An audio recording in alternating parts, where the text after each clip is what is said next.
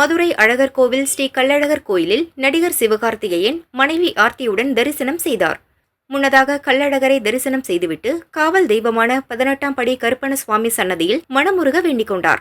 கருப்பணசுவாமிக்கு அரிவாள் காணிக்கை செலுத்தினார். கோயில் நிர்வாகம் சார்பில் அவருக்கு வரவேற்பளித்து பிரசாதம் வழங்கினர்.